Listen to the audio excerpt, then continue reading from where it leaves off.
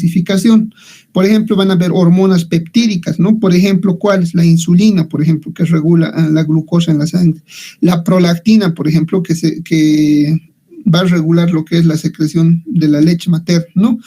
Y la hormona paratiroidea, que va a tener una función importante, ¿no? en la regulación del calcio sérico. Otro tipo de hormonas, por ejemplo, van a derivar de las aminas, ¿no? Las aminas, como por ejemplo la adrenalina, ¿no? Que se encuentra en la glándula suprarrenal, la histamina y la serotonina también, que van a estar a nivel neurohipófisis, ¿no? Hormonas esteroideas, ¿no? Por ejemplo, el cortisol, el estrógeno y el andrógeno, que se encuentran en el testículo y en el ovario y en la suprarrenal, también van a ser un tipo, ¿no? Desde el punto de vista bioquímico se va a diferenciar en 3 tipos: péptidos, aminos y esteroideos, ¿no? Eso es importante, ¿ya? Entonces, en cuanto a lo que es la función, las alteraciones funcionales de estas hormonas pueden ser de 2 tipos, ¿no? Pueden ser una hipofunción, o sea que no está funcionando adecuadamente, hay una disminución de las hormonas por algún motivo, ¿no? Entonces hay una hipofunción, una disminución de la producción de hormonas específicas. O puede haber una hiperfunción, es decir, que hay un aumento en la producción de las hormonas específicas, ¿no? Y esto va a generar pues una enfermedad o un síndrome, ¿no? Ahora vamos a hablar específicamente de la hipófisis. Ustedes saben que la glándula hipófisis se encuentra por debajo del tálamo, ¿no? Entonces el hipotálamo, a nivel del hipotálamo, la hipófisis se va a localizar a nivel de la silla turca. Ustedes saben que la silla turca se encuentra a nivel del cuerpo del esfenoides, ¿no? En la cara superior, ¿no? Entonces tiene un declive, ¿no? Como una mesetita y luego una muesquita, ¿no? Y en esa muesca entonces reposa la glándula hipofisaria, ¿no? Entonces, esta glándula es importante porque es el centro, el eje hormonal central, ¿no? A partir de estas glándulas, ¿no? Va a dirigir básicamente la función de muchos órganos, ¿no? Glandulares diana. Entonces, vamos a considerar la hipófisis un órgano endocrino central, ¿no? De tipo neuronal, ¿no? Que se va a encontrar localizada en la silla turca o en la concavidad del hueso esfenoides, ¿no? En la parte de la base del cráneo. Ahora, ¿qué pasa? Que esta hipófisis puede aumentar de tamaño, ¿no? Y puede dar lugar a un ensanchamiento de la silla turca que a veces incluso llega a fracturarse, ¿no? Radiológicamente también se puede ver eso, ¿no? Por el crecimiento. Entonces, la hipófisis va a estar unida al cerebro por un tallo, como están observando ahí, que está constituido por vasos sanguíneos, ¿no? Llamado sistema portihipofisario, ¿no? Y va a estar unido ahí por axones neuronales hipotalámicos, ¿no? Que van a tener un orden desde la parte superior para el resto de los órganos diana, ¿no? Entonces, vamos a dividirlo a la hipófisis en 2 partes. Una que es la anterior, llamado adenohipófisis, ¿no? Y una posterior llamado neurohipófisis, ¿no? Entonces, vamos a indicar que hay 2 tipos de hipófisis, ¿no? O sea, que lo podemos dividir en 2 de acuerdo a su ubicación. Una anterior, que es la adenohipófisis, y la otra posterior, llamado neurohipófisis. Y hay una línea media, un segmento fibroso, llamado el parsi intermedio, ¿no? Y el sistema portihipofisario, que es un sistema vascular importante, ¿no? Porque las hormonas pueden transmitirse a través de la secreción vascular o a través del sistema neuronal. Bueno, entonces eso es importante. Ahora, ¿qué hormonas van a producir? Es importante de la hipófisis, ¿no? En la parte anterior, o también llamado adenohipófisis, se van a sintetizar hormonas, por ejemplo, productoras del crecimiento, ¿no? Por ejemplo, la hormona de crecimiento, dijimos, ¿no? Otra hormona es la prolactina, ¿no? Otra hormona es las corticotropas, o también llamado ACTH, ¿no?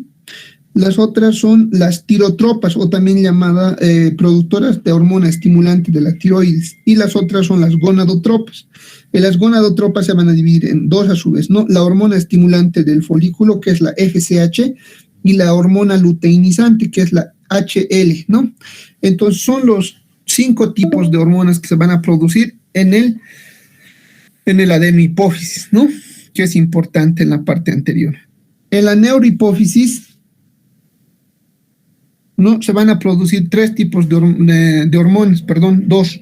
La hormona antidiurética y la oxitocina, ¿no? La hormona antidiurética va a tener un efecto directo sobre el riñón y la oxitocina a nivel de las glándulas mamarias y del útero, sobre todo en una mujer grávida, ¿no? Entonces, en la hipófisis anterior, por ejemplo, la prolactina va a estimular a la hiperplasia y a la proliferación de la unidad, ¿no? Lobular mamaria. Y el FSH y LH va a regular sobre todo a nivel testicular en los varones y a nivel del ovario en las mujeres, ¿no? La hormona estimulante de la tiroides va a afectar directamente a la glándula tiroides, aumentando la producción del TH y del T4 y del T3, ¿no? De la tetrayodotironina y la triyodotironina. Y el adenocorticotropo va a estimular directamente a las glándulas suprarrenales, ¿no? Para que aumente el nivel hormonal, en este caso, ¿no? De sus 3 capas, de la capa glomerular, fascicular y reticular, ¿no? Y también a nivel medular. Y la hormona de crecimiento básicamente va a regular todo lo que es el aumento en el crecimiento, ¿no? Del sistema esquelético, sobre todo a nivel del cartílago de crecimiento, ¿no? En los jóvenes, ¿no? Que están en pleno desarrollo. Ahora, en todos estos, ¿no? Tipos de producción pueden haber aumento excesivo en algún tipo de hormona y eso puede darse por un aumento del crecimiento o hiperplasia, un aumento de tamaño, pueden llamarse adenomas hipofisiales, ¿no? Puede haber adenomas, por ejemplo, que van a aumentar en células productoras de prolactina o de hormonas gonadotrofinas o de hormonas estimulantes de tiroides o adenocorticotropas, etcétera, ¿no? Y de acuerdo a eso van a recibir un nombre, ¿no? Por ejemplo, vamos a ver que hay un adenoma somatotropo cuando, por ejemplo, va a haber un aumento de producción de las hormonas de crecimiento, ¿no? Las células se van a tornar de un color acidófilo y esto se va a denominar una enfermedad, un síndrome llamado gigantismo o acromegalia, ¿no? Que no es lo mismo. En el gigantismo tiene un crecimiento proporcional distribuido por igual de todo el segmento esquelético cráneo-facial, ¿no? En cambio, en la acromegalia va a haber crecimiento de áreas específicas, por ejemplo, a nivel del macizo facial, a nivel de las manos, por ejemplo, que van a tener un engrosamiento de los dedos de la mano, de los pies, de la región mentoniana, ¿no? Frontal. Entonces van a tener una facies específica, una facies acromegálica, ¿no? Que es característico de estos pacientes, ¿no? Y aparte están asociados también a diabetes e hipertensión, estos acromegálicos, ¿no? Por ejemplo, si se recuerdan, Walter Tatake Kisbert, por ejemplo, tenía acromegalia, ¿no? Entonces, normalmente estos pacientes con acromegalia tienen problemas, ¿no? De visión, tienen problemas, un ligero retraso mental, tienen también pérdida de la visión lateral, hemianopsia lateral, ¿no? Justamente porque va a haber un crecimiento de este tumor y va a presionar o se va a reposar sobre el quiasma óptico, ¿no? Entonces va a haber una hemianopsia bitemporal, ¿no? Entonces hay que diferenciarlo bien. En cambio, un gigantismo va a tener un crecimiento proporcional, ¿no? Tanto esquelético, tronco facial. En cambio, el acromegálico va a tener un engrosamiento, ¿no? De los dedos, de la mano, un engrosamiento nasal, engrosamiento frontomentoniano pronunciado, ¿no? Que son característicos de los acromegálicos. Por otro lado, tenemos a los adenomas lactotropos, ¿no? Que van a tener una característica, va a aumentar la síntesis, la producción de la prolactina. Las células igual van a ser acidófilas, ¿no? Y en los pacientes, en este caso, ¿qué va a ocasionar? No es necesario que esté en gestación, ¿no? En este caso puede ocasionar la galactorrea, amenorrea, disfunción sexual, infertilidad, ¿no? En caso de las mujeres. Por ejemplo, tumor lactotropo también puede darse en varones, ¿no? Igual pueden cursar con galactorrea, ¿no? En este caso, igual hay que hacer un diagnóstico diferencial. Entonces, vamos a ver que también hay otro adenoma llamado corticotropo, ¿no? Que básicamente va a tener un aumento de la secreción de la ACTH, ¿no? De las hormonas estimulantes de los melanocitos también. Va a haber un citoplasma, va a ser basófilo o azulado, ¿no? Y esto va a estar relacionado con el síndrome de Cushing y Nelson, ¿no? Entonces, más adelante vamos a ver cuáles son los síndromes de Cushing y Nelson, de los cuales estamos hablando, pero este tiene un carácter dependiente de un adenoma hipofisario, ¿no? Luego tenemos a un adenoma tirotropo, ¿no? Entonces, ¿qué quiere decir tirotropo? Que va a aumentar la síntesis de hormonas estimulantes de la tiroides. El color de las células va a ser basófilo, ¿no? Y está relacionado sobre todo con el hipertiroidismo. Y finalmente tenemos a los gonadotropos, ¿no? A los adenomas gonadotropos, que va a tener un aumento de la secreción de la FSH y el LH, ¿no? Igual las células son basófilos y pues las personas pueden cursar con hipogonadismo, hipopituitarismo por defecto de masa, ¿no? Entonces igual puede causar infertilidad. Acá estamos viendo una resonancia magnética, ¿no? Donde vemos en un corte sagital un aumento, un crecimiento, ¿no? Acá podemos observar, no sé si me están siguiendo, podemos observar un crecimiento de la glándula hipófisis, ¿no? Entonces vean ustedes que tiene un crecimiento tan grande que puede llegar a comprimir ciertas estructuras, sobre todo a nivel de lo que es a nivel del quiasma óptico, ¿no? Y puede ocasionar pérdida de la visión, sobre todo lateral o temporal o bitemporal, ¿no? Que se conoce. No sé si me están siguiendo, jóvenes.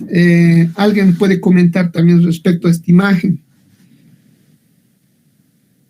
De adenomas hipofisarios, estamos hablando de crecimiento de esta glándula, ¿no? Crece tanto que puede llegar a romper incluso la silla turca y puede llegar a comprimir órganos vitales como el quiasma óptico, ¿no? Ahora, la pregunta es, como estamos hablando de adenoma, entonces es un tumor benigno, ¿no? De hipófisis. ¿Habrá carcinoma de hipófisis o habrá neoplasias malignas de hipófisis? Entonces, seguir leyendo así, ¿no? Que es importante pues, para comprender más fácil el tema, ¿no? Entonces, Julio ya comprende, ya sabe cuando le hablo de compresión del quiasma óptico, ya sabe por qué está produciendo, ¿no? Porque hay un crecimiento, entonces rompe o se fractura la silla turca y puede haber una compresión directa sobre el quiasma óptico, ¿no? Y sobre otras estructuras como el seno cavernoso también. Bueno, entonces, las manifestaciones clínicas de un adenoma hipofisario pueden ser un hiperpituitarismo, ¿no? O sea, un aumento de la secreción de las hormonas, ya sean hormonas de crecimiento, estimulador de prolactina, o estimulador de gónadas, ¿no? Etcétera. O corticotropas, por ejemplo, ¿no? Entonces, a su vez también pueden ocasionar, también puede cursar con deficiencia trófica de las hormonas, ¿no? Pueden cursar también con hipopituitarismo. Ahora, causas, por ejemplo, de hipopituitarismo pueden ser lesiones isquémicos, ¿no? Por ejemplo, en el síndrome de Sheehan. El síndrome de Sheehan se produce sobre todo cuando hay una hemorragia postparto, ¿no? A nivel de lo que es a nivel de la circulación porto-hipofisiario. Entonces, a ese nivel puede surgir una hemorragia o un trombo, puede ocurrir y puede haber isquemia o no de lo que es la hipófisis. Entonces puede darse un hipopituitarismo por eso. O puede ser una cirugía, ¿no? Que tenían que ingresar a nivel de la base del cráneo, pero lastimosamente han lesionado la hipófisis, entonces puede dar un hipopituitarismo también. O a la radiación, pacientes que están sometidos a cáncer ocular o a cáncer nasal y que la radiación les puede llegar a afectar también la hipófisis, ¿no? O a inflamaciones, ¿no? Que puede darse a meningitis, etcétera, pueden ocasionar daño de la hipófisis, pueden causar hipopituitarismo, ¿no? Que es la disminución o la deficiencia trófica de las hormonas. En cambio, el hiperpituitarismo es el exceso en la secreción de las hormonas, ¿no? Entonces, en este caso vamos a dar como ejemplo los adenomas, ¿no? Las hiperplasias, ¿no? Y los carcinomas. Ahora, ¿cuáles son los síntomas que estábamos comentando hace un rato en el caso de los adenomas hipofisarios, ¿no?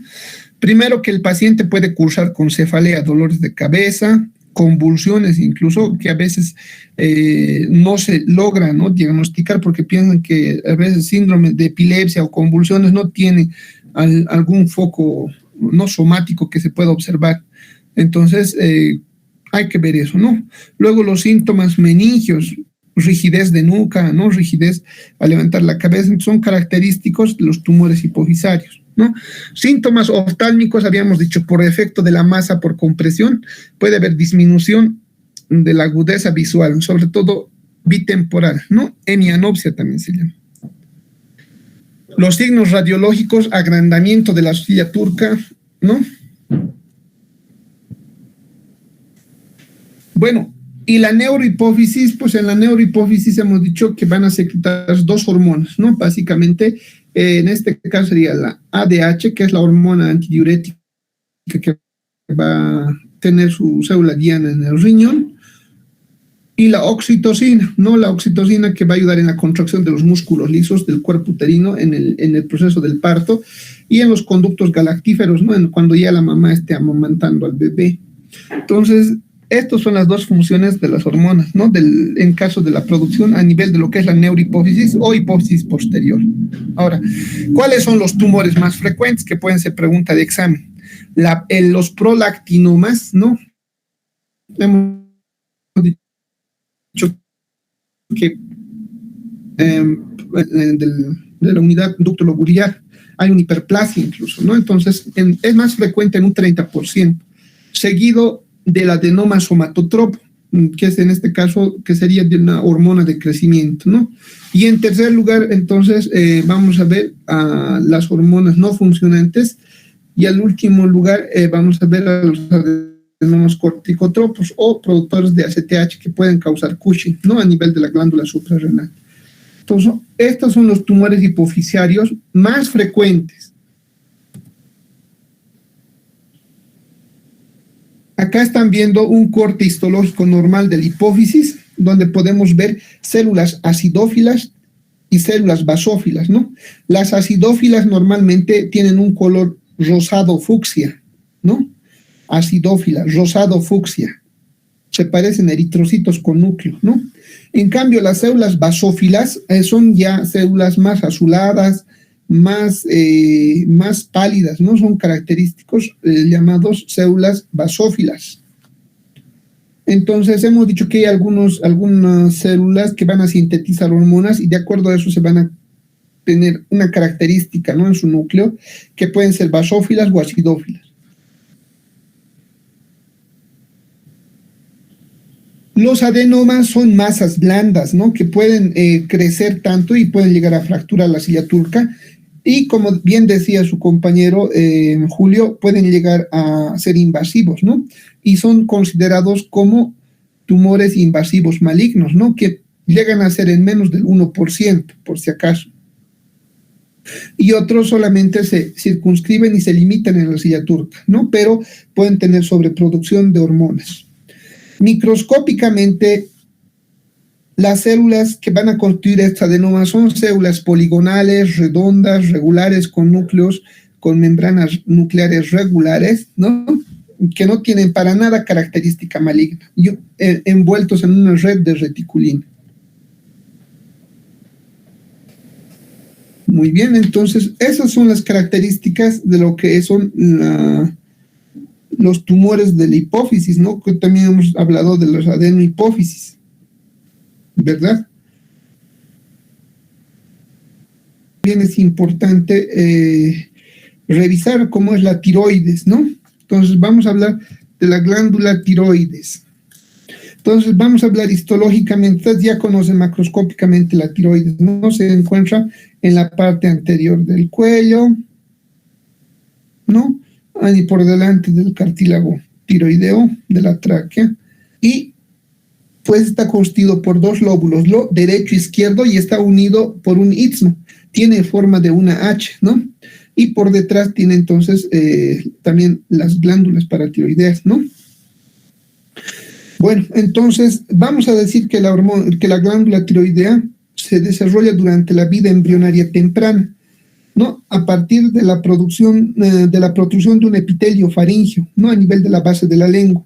Este epitelio prolifera, desarrolla, madura y forma un conducto llamado conducto tirogloso, ¿no? A partir de ese conducto, entonces, se extienden caudalmente hacia la última instancia. En este caso, se va formando lo que es la glándula tiroidea, ¿no? En la parte anterior del cuello. Y luego, una vez que nace ya el bebé, el conducto tirogloso involuciona durante la vida fetal, ¿no? Y ya queda un vestigio nada más y a veces es innotorio. Hay veces que este conducto no llega a involucionar y puede llegar a quedar restos, ¿no? Incluso en este conducto pueden llegar a quedar restos de glándula tiroidea, denominados quistes del conducto tirogloso, ¿ya? Entonces, las células tiroideas, como están viendo, son células cúbicas, ¿no? Que van a rodear en este caso, al coloide, ¿no? Y este coloide va a estar constituido por T3 y T4, que sería la triiodotironina y la tetraiodotironina, que van a cumplir un efecto a nivel de todas las células dianas, ¿no? Que van a aumentar el metabolismo basal del cuerpo, ¿no? Son como el carbón, por ejemplo, que van a aumentar el metabolismo de todas las células, ¿no? Entonces son células que van a tener una función importante, ¿no? En todo lo que es el metabolismo basal de todas las células. Ahora, por ejemplo, les he hablado de la tetraiodotironina y de la triiodotironina, ¿no? Que van a cumplir una acción efectora sobre células dianas de todo el cuerpo, ¿no? Luego vamos a ver otras células que son las células parafoliculares, que van a estar entre estas células, ¿no? Que van a usar un conglomerado. Y estas células parafoliculares van a secretar las células C, que van a tener una función específica, ¿no? Llamados también calcitonina. Van a tener la función de una absorción del calcio a nivel del sistema esquelético y van a prevenir la reabsorción del calcio de los huesos, ¿no? Por los osteoclastos. Entonces van a tener un efecto regulador sobre el calcio, sobre todo, ¿no? Ahora, ¿qué enfermedades podemos observar a nivel de lo que es la glándula tiroides, ¿no? Vamos a ver procesos inflamatorios, ¿no? Autoinmunes, por ejemplo, llamados tiroiditis de Hashimoto. Podemos observar enfermedades hiperfuncionantes, ¿no? O hiperplásticos de las células tiroideas, llamados enfermedad de Graves. Graves acidosis es su nombre completo, ¿no? Y vamos a ver lesiones neoplásicas, o sea, va a haber un hiperplasia, un aumento de tamaño de la glándula tiroides que va a ser difuso, llamado BOSH, ¿no? O también pueden ser focales, bien delimitados como pequeñas tumorcitos, ¿no? Llamados adenomas. Y también vamos a tener un conjunto de importantes, son el carcinoma papilar, el carcinoma folicular, el carcinoma anaplástico y el carcinoma medular, ¿ya? Ahora, les he indicado que en la glándula tiroides puede tener dos funciones, ¿no? Una es la función que es el hipertiroidismo y la otra es hipotiroidismo, que es la disminución de la función hormonal, ¿no? Entonces, este hipotiroidismo se va a caracterizar por una disminución de los niveles de la hormona tiroidea, ¿no? Es importante mencionar que afecta a menos del 3% de la población en general y es más frecuente en mujeres, una relación de 10-1 entre varones, ¿no? En relación a los varones. Entonces, la causa del hipotiroidismo, por ejemplo, pueden ser dos tipos, ¿no? El primario y el secundario.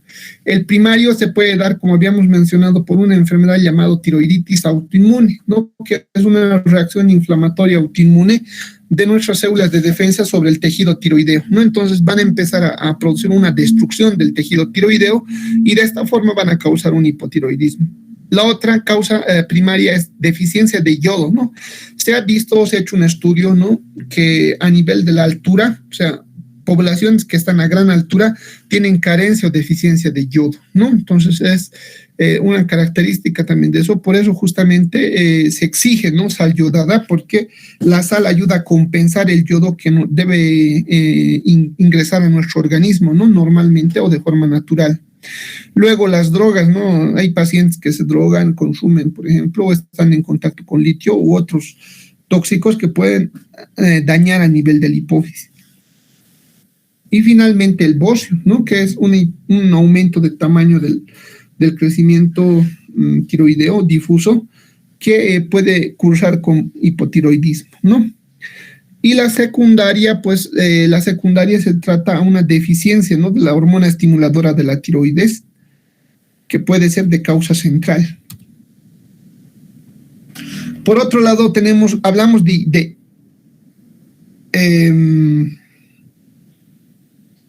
hablamos de hipopituitarismo también, ¿no? O hipotiroidismo en lactantes, en este caso, o en la infancia, ¿no? Cuando hablamos de hipotiroidismo en la infancia o en la lactancia, pues estamos hablando de cretinismo, ¿no? Entonces, específicamente en los niños se denomina cretinismo. Y esto va a tener un efecto directo sobre el desarrollo esquelético, ¿no? Y va a tener también un efecto sobre el sistema nervioso central. Por eso es que estos niños tienen retraso mental severo, una baja estatura y rasgos faciales típicos, ¿no? Que es la lengua engrosada, sobresaliente y una voz ronca, ¿no? Y también acompañado en algunos casos de hernia umbilical, ¿no? En algunos pacientitos puede acompañarse con mixedema, que es la retención de líquido a nivel pretibial, ¿no? Entonces, vamos a ver que el hipotiroidismo puede desarrollarse tanto en niños como en adultos, ¿no? En los niños hemos dicho que se llama cretinismo. Ahora sí vamos a hablar de la tiroiditis de Hashimoto. No hemos dicho que es una enfermedad autoinmune inflamatoria donde va a terminar con la destrucción del tejido tiroideo, ¿no? Entonces, ¿esto a causa de qué se va a dar? A causa de que va a haber una reacción, ¿no?, anticromosómicos, por ejemplo, de las glándulas, de las células tiroideas, o antiperoxidasa, ¿no?, destruyendo todo lo que son las células productoras de peroxidasa a nivel de las células glandulares tiroideas, o antitiroglobulina. Entonces va a haber destrucción, ¿no?, de las células que sintetizan la globulina, ¿no?, a nivel del citoplasma en las células tiroideas. Entonces, gracias a esto va a ocurrir una destrucción masiva de la glándula tiroides y que posteriormente ya no van a cumplir esa función y pueden cursar con hipotiroidismo, ¿no? Entonces, acá estamos viendo el epitelio de la tiroides, ¿no?, que en este caso puede presentar antimicrosómicos o antiperoxidasa o antitiroglobulina, que indirectamente va a estimular a la síntesis de los linfocitos T. Estos linfocitos T van a pedir ayuda a los dos tipos de linfocitos, al CD4 y al CD8, ¿no? En este caso, el CD8 es una célula citotóxica, ¿no? Entonces, ¿qué va a hacer? Va a destruir directamente a las células de la tiroides. En cambio, los CD4 son las células, los linfocitos T colaboradores, ¿no?, que van a estimular interferón, ¿no?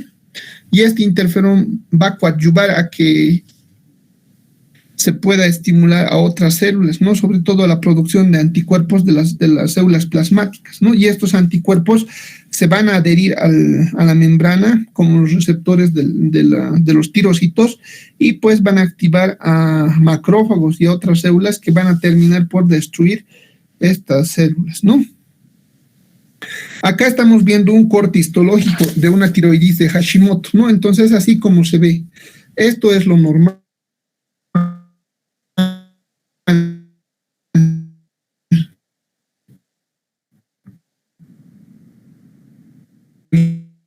Retroceda, pero es necesario, ¿no? Esta es una histología normal de tiroides Hashimoto, ¿no? Entonces vean ustedes, claro, es que este es con un menor aumento, ¿no? Entonces estamos viendo que hay una proliferación de folículos linfo, la glándula tiroidea, ¿no? De tal forma que a la larga van a empezar a degenerar o destruir estas células tiroideas, ¿no?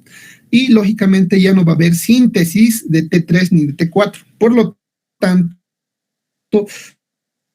va a haber un hipotiroidismo, ¿no? Entonces, estos centros germinales son característicos de la tiroiditis de Hashimoto y también la presencia de las células de Hurtle, ¿no? Cuando entra en el parcial, por ejemplo, ¿qué son las células de Hurtle? Son células epiteliales con abundante citoplasma eosinófilo, ¿no? Abundante citoplasma eosinófilo granular, son células grandes. Entonces son característicos de esta enfermedad, ¿no? es menos frecuente que el de la tiroiditis de Hashimoto, ¿no? Es más frecuente, por ejemplo, en mujeres, ¿no? Con relación de 3:1 o de 5:1.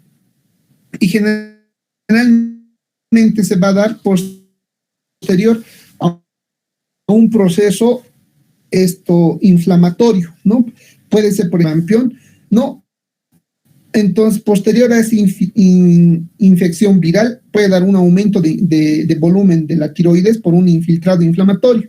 Entonces, en ese momento, cuando se produzca este proceso inflamatorio, puede haber cambios, pues, hormonales por una sobreproducción o una disminución en la producción de hormonas, ¿no?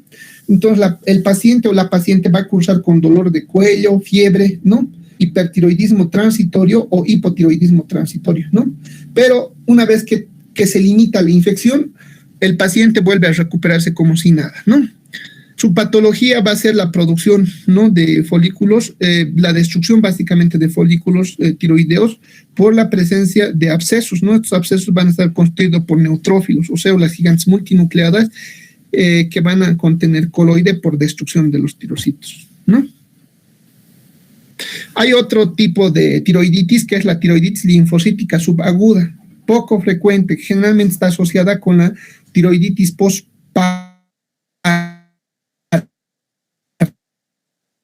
cursa con hipertiroidismo, ¿no? Y básicamente se va a deber a una infiltración de linfocitos y centros germinales, muy parecido al tiroiditis de Hashimoto, pero la diferencia es que aquí no hay células de Hurley y no hay fibrosis, ¿no?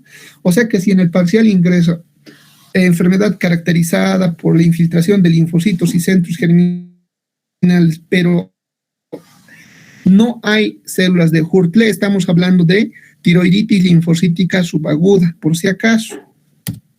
Ahora vamos a hablar de una hiperfunción tiroidea llamada hipertiroidismo, ¿no?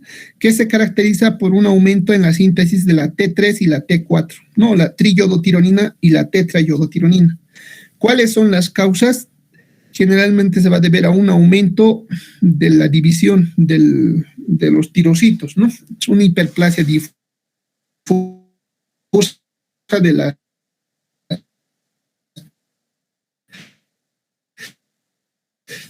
va a denominar enfermedad de Gray-Basedow.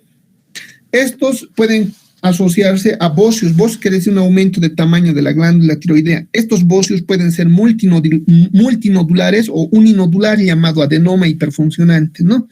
Entonces, vamos a ver que este paciente que cursa con hipertiroidismo va a presentar clínica característico, por si acaso. Y si uno no sabe diagnosticar esto, pues puede confundir con climaterio, con cambios de humor, ¿no? A veces vienen las pacientes con hipertiroidismo y le echan la culpa a que está con su menopausia, ¿no? O echan la culpa a que ha tomado medicamentos, etc. O sea, a veces el médico que duda o ignora de algunos síntomas o alguna clínica echa la culpa a otras cosas, ¿no? Y por lo tanto interfiere con el diagnóstico del paciente o puede demorar más en el diagnóstico del paciente, ¿no? Entonces, incluso ya se han sacado tablas para hacer un diagnóstico clínico, ¿no? De un hipertiroidismo, ¿no?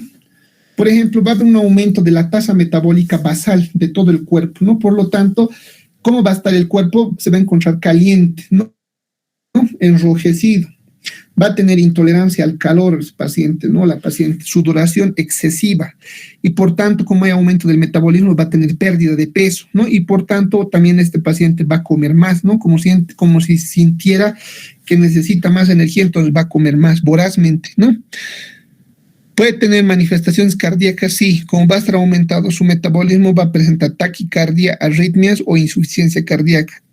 Y a nivel ocular es característico, ¿no? La oftalmopatía tiroidea o exoftalmos también se llama.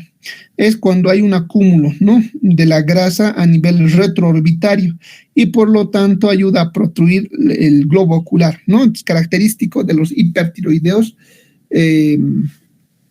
El exoftalmos, ¿verdad? Y también va a haber una disminución de la hormona estimulante de la tiroides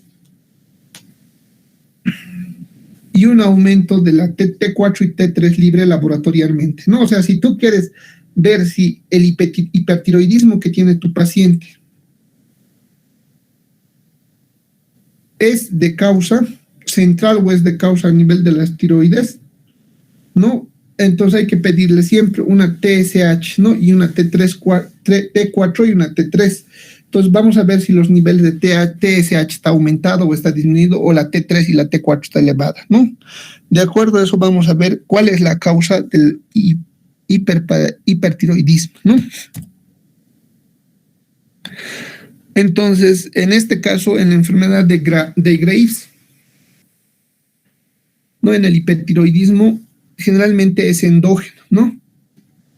Entonces va a haber un aumento difuso en el número de los tirocitos.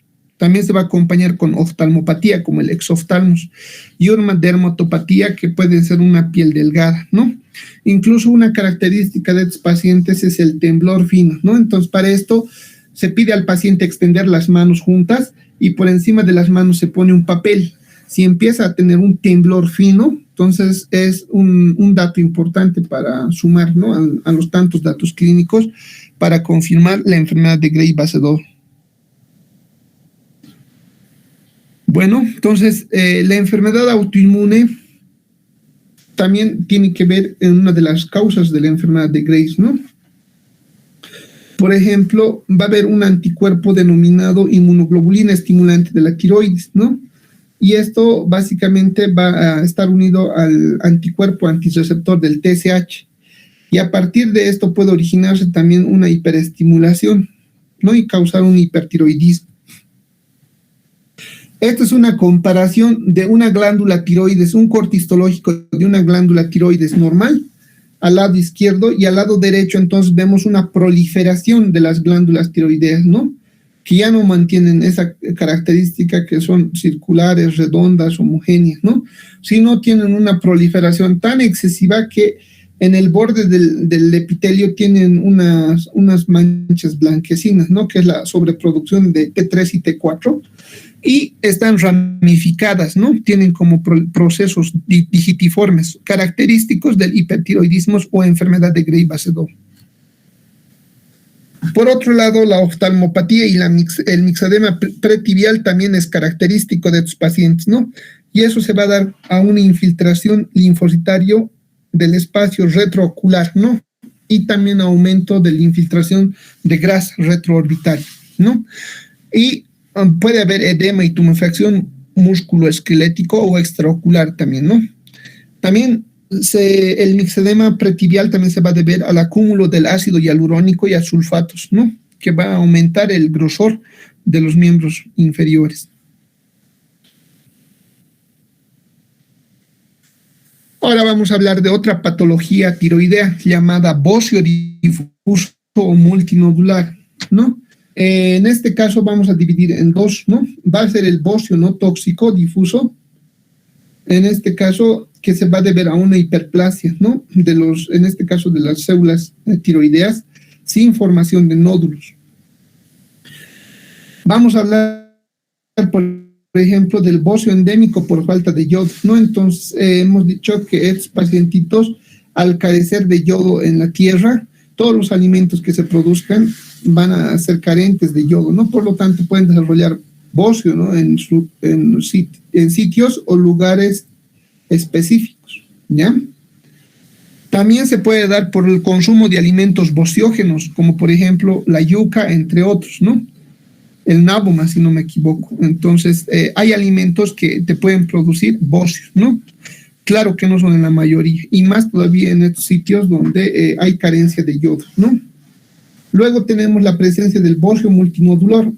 Este bocio multinodular se va a producir por una hiperplasia de la glándula tiroides, ¿no? Entonces acá estamos viendo un bocio, ¿no? Ya es una tiroidectomía total, donde han hecho la extirpación del bocio izquierdo, en este caso, ¿no? De la masa izquierda, donde presentaba pues un bocio, ¿no? Difuso de crecimiento. Entonces es importante siempre enviar a patología para que te confirmen, ¿no? Si se trata de una enfermedad de Graves-Basedow o un bocio difuso, ¿no? O un adenoma nodular, etcétera.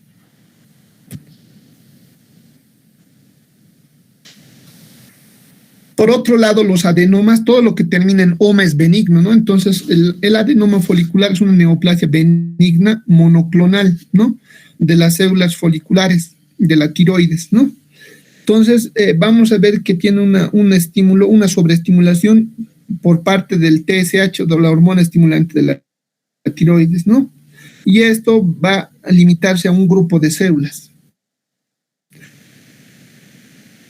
Entonces, con el tiempo pueden formar o pueden tener un crecimiento tan grande y pueden estar delimitados, ¿no? Es importante. Cuando hablamos de un tumor benigno, vamos a decir que tiene una cápsula bien delimitada que diferencia del resto de la glándula tiroides, ¿no? Y lógicamente, cuando veamos microscópicamente estas células, vamos a tener células cuboidales o cilíndricos que van a tener un aumento en el crecimiento, ¿no? Que están encapsulados o limitados por una cápsula. Cuando vemos eso, entonces estamos frente a un adenoma. Por otro lado, vamos a ver los carcinomas, que son importantes, ¿no? Y son preguntas de examen, por si acaso. Por ejemplo, vamos a hablar primero del carcinoma papilar, que es el más frecuente en nuestro medio, ¿no? Y que es de difícil diagnóstico. Por otro lado, vamos a ver el variante carcinoma folicular de tiroides, ¿no? Y luego tenemos al carcinoma anaplásico, que es menos del 5% de la tiroides, y el carcinoma medular, que es más raro todavía, ¿verdad? Entonces, ¿cuáles son los tumores malignos que se originan en la glándula tiroidea? Pueden ser los que se originan en la glándula folicular o en las células foliculares, que pueden ser papilares, foliculares o anaplásicas, ¿no? O puede ser también que se originan en las células parafoliculares, ¿no? En este caso va a haber hiperplasia de estas células parafoliculares que van a tener lógicamente un efecto directo sobre la médula, ¿no? De la tiroides. Otros tipos de células que pueden originar cáncer en la tiroides son los linfomas, los sarcomas, ¿no? Y metástasis de otros órganos a la tiroides. Acá estamos viendo primero el carcinoma papilar, ¿no? De lejos, el carcinoma papilar es el cáncer tiroideo más frecuente en nuestro medio y va a tener su predominio sobre todo en las mujeres, ¿no? Más frecuente entre los 25 y los 50 años, ¿no? Histológicamente vamos a tener células tiroideas proliferadas en forma papilar como deditos, ¿no? Y la característica del núcleo de estas células va a ser que tiene un núcleo disperso, ¿no? Blanco, y que en algunas células también va a tener una ranura como grano de café, ¿no? Que es característico del carcinoma papilar de tiroides, ¿no? Otra característica importante y poco frecuente, que no se presenta en todos, pero es un signo que te ayuda a diagnosticar, son los cuerpos de samoma, pregunta de examen, ¿no? Estos cuerpos de samoma son microcalcificaciones distróficas por el cáncer que pueden ser microscópicas, ¿no? Entonces, si me ponen atención a la flechita, vamos a encontrar pequeñas, ¿no? Cuerpos distróficos calcificados llamados cuerpos de samoma, ¿no? Que es característico del carcinoma papilar de tiroides. Otra característica de los núcleos, hemos dicho que tiene una cromatina dispersa, blanquecina, ¿no? Que lo han comparado con los ojos de una caricatura llamado Annie, ¿no? Que es ya una caricatura antigua, ¿no? De los 70, pero la característica era que esta niña Annie tenía los ojos blancos, ¿no? Entonces se ha comparado con esto, no haciendo una comparación, los patólogos siempre somos imaginativos, también nos comparamos, ¿no? Con algunas gráficas o con alguna material, cosa, objeto, vegetal o animal, ¿no? De nuestro medio para poder recordar la enfermedad, ¿no? Entonces, cuando les hablen en el examen que tumor maligno de la tiroides caracterizada por la presencia de cuerpos de samoma, por ejemplo, cromatina dispersa en ojitos de Annie, ¿no? O puedo poner que tiene ranuras en el núcleo, en grano de café, característico de qué cáncer, carcinoma papilar de tiroides, ¿no? Por otro lado, tenemos al carcinoma folicular de tiroides, ¿no? O sea, el carcinoma folicular de tiroides es el que más cuesta trabajo de diagnosticar, ¿no? Porque se parece mucho al adenoma tiroideo. La diferencia del carcinoma folicular va a ser que este carcinoma folicular no se limita en la cápsula, ¿no? Sino suele infiltrar la cápsula. Y cuando tú tienes a células de aspecto normal, pero a nivel de la cápsula tiene infiltración o invasión de la cápsula, estamos hablando o estamos frente a un carcinoma folicular. Es frecuente entre los 40 y los 60 años, ¿no?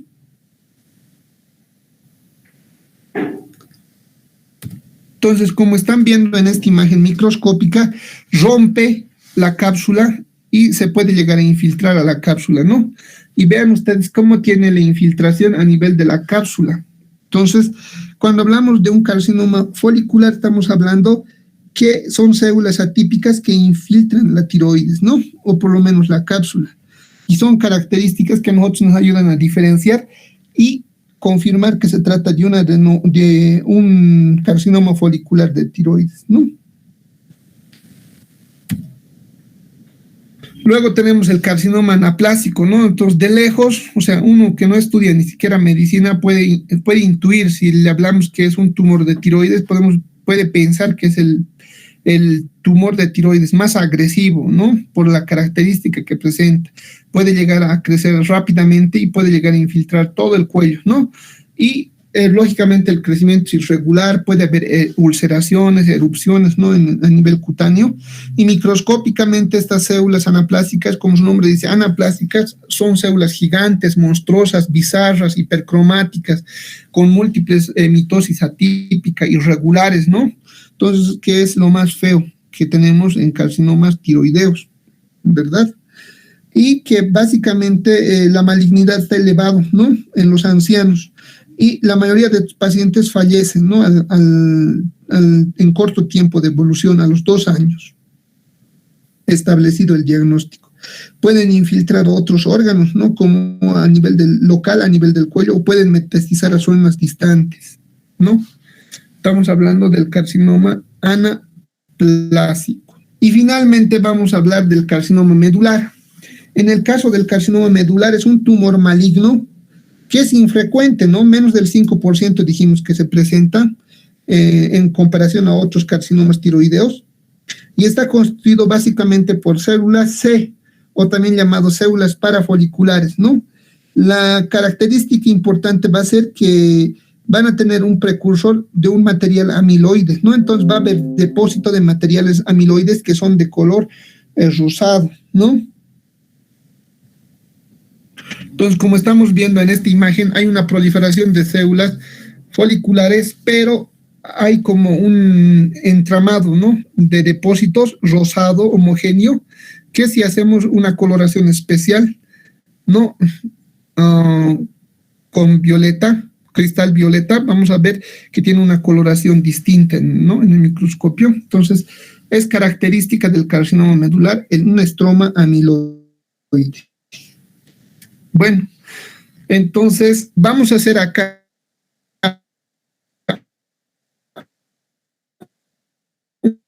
vayan a tomar cafecito, vayan a tomar agua.